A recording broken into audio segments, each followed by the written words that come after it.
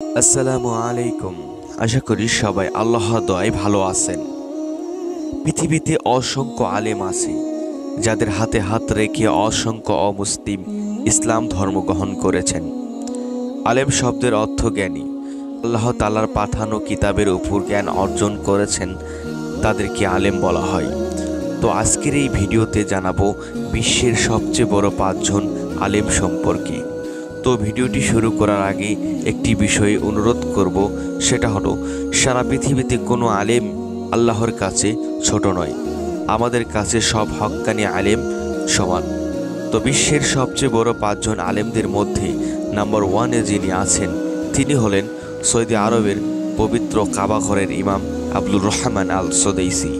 Number 2-এ যিনি আছেন ভারতের ইসলামী স্কলার পিস টিভির প্রতিষ্ঠা পরিচালক ডক্টর জাকির নায়ক।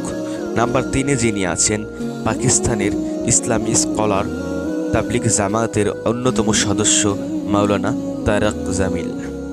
নাম্বার 4-এ যিনি আছেন কানাডার ইসলামী স্কলার বেলাল ফিলিপস, যিনি পূর্বে একজন ইহুদি ছিলেন কিন্তু বর্তমানে তিনি একজন কানাডার ইসলামী স্কলার, খুবই জ্ঞানী একজন আলেম।